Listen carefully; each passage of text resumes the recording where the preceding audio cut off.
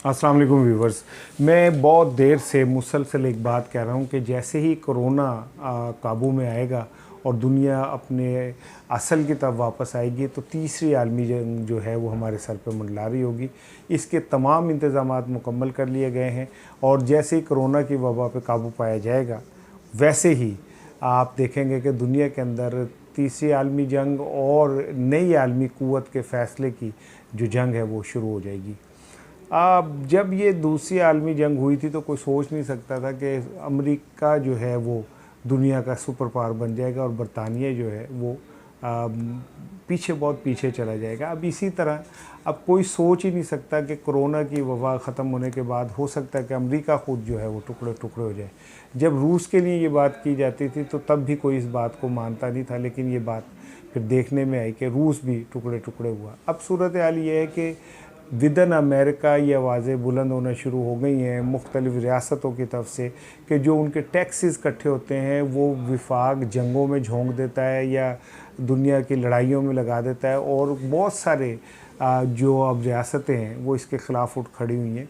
और फिर जैसे जैसे लॉकडाउन सख्त हुआ है तो पूरी दुनिया में इतना रद्दमल नहीं आया जितना खुद अमेरिका के अंदर आया। अब एक चीज़ और देखें कि अमेरिका पिछले कुछ दिनों से मुसलसल चीन के ऊपर चढ़ाई कर रहा है और वो ये कह रहा है कि जो ये वायरस है जो ये पूरी दुनिया को जिसने अपने काबू में ले लिया कोविड-19, ये अब चीन की साजिश है। अभी वाशिंगटन पोस्ट की एक दिन पहले की रिपोर्ट है जिसमें अमरीकी तहकीकाती इदारों ने ये दावा किया है और उन्होंने कहा ये हमारे पास शवाहिद हैं कि ये कोविड-19 अब वुहान की लेबॉरेटरी से फ़रार हुआ। और वो ये कहते हैं कि इसके अंदर दो चीज़ें बड़ी इम्पॉर्टेंट हैं।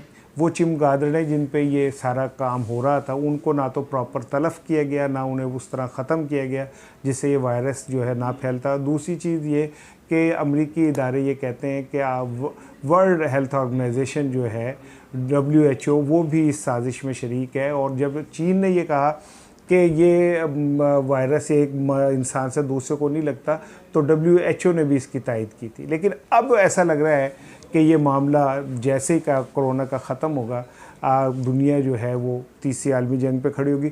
जर्मन ने 165 अरब डॉलर का हर्जाना दायर कर दिया है दावा ज़र तलाफ़ी चीन के ऊपर, जबकि अमेरिका का ये कहना है कि वो इससे भी आगे जाएंगे और चीन से ज़र तलाफ़ी तलब करेंगे।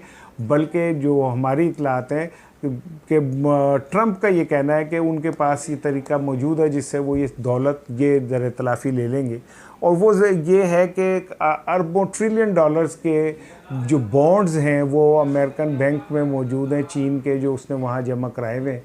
अमेरिका का इरादा ये है कि जैसे ही कोई ये ख़त्म होगा तो वो बॉन्ड ज़ब्त कर लेगा, जिसका मतलब होगा कि ट्रिलियन डॉलर जो हैं वो अमेरिका चीन के अपने कब्ज़े में ले लेगा।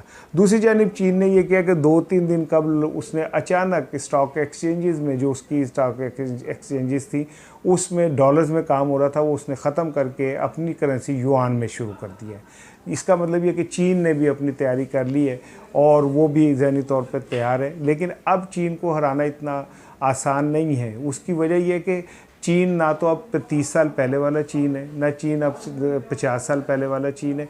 चीन पूरी दुनिया के इदारों में पूरी तरह पेनिट्रेट कर गया हुआ है। WHO का हाल आपने देख लिया कि वो उसके मर्ज़ी के मुताबिक चलता रहा। इसी तरह दुनिया के टॉप 10 जो बैंक हैं उनमें से 8 चीन के पास हैं। इसी तरह UNO के अंदर भी चीन का असर जो है वो अमेरिका से ज़्यादा नहीं तो अमेरिका से कम भी नहीं है। और अब लड़ाई ये होनी है कि असल पार सुपर डुपर पार दुनिया की कौन है, चीन है या अमेरिका है, ये देखना है। और इसके अंदर कहते हैं कि वो सांडों की लड़ाई में घास का नुकसान होता है, तो डेफिनेटली पाकिस्तान जो है वो पिसाई में आ सकता है, क्योंकि चीन के ऊपर चढ़ाई करनी है तभी पाकिस्तान बीच में आता है। चीन ने अपने आप का डिफेंस करना है तभी पाकिस्तान आता है। और हिंदू जहनीत चूँकि वो एक मुनाफिक हैं, वो बेक वक्त ये कोशिश कर रहे हैं कि उनके चीन से ताल्लुकात भी रहे और अमेरिका से भी रहे। मैं आपको हैरान होंगे सुन के कि भारत के लीडरशिप के चीन से मुकम्मल तौर पे खुफिया राब्ते हैं। और वो जो इस जंग है, जो ये आने वाली जंग है, इसमें वो ये यकीन दिला चुके हैं कि वो चीन के साथ खड़े होंगे। और इसी की वजह से आपने देखा होगा कि पिछले कुछ दिनों से अमेरिका ने भारत को कंडेम करना शुरू किया है। पहले भारत में मुसलमानों की नस्ल कशी पे अमेरिका बोले, फिर वाइट हाउस ने मोदी का, वज़ीर आज़म मोदी का जो है उनको अनफॉलो कर दिया। फिर उसके बाद आज जो अमेरिका की मिनॉरिटीज़ की कौंसिल है उसने अमेरिका से मुतालबा किया कि भारत पे सख्त इक़्तिसादी पाबंदियाँ लगाई जाएँ।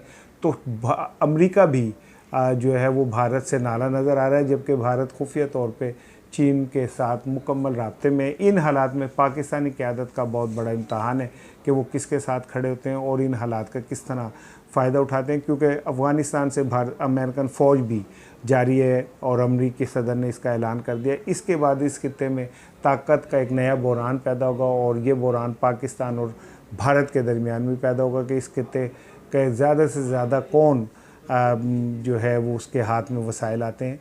पाकिस्तान की पोजीशन खासी मजबूत है, भारत खासा नीचे है और फिर पूरी दुनिया में जलील हो रहा है अपने इन हरकतों की वजह से। लेकिन बहरहाल तीसरी आलमी जंग जो है उसकी तैयारियां जारी हैं और पहले ही जो मगरबी दानिश्वर हैं वो ये कह चुके थे कि अब इस बार जो आलमी जंग होगी वो यूरोप में नहीं होगी बल्कि सब कॉन्टिनेंट में और एशिया में या थर्ड वर्ल्ड में होगी।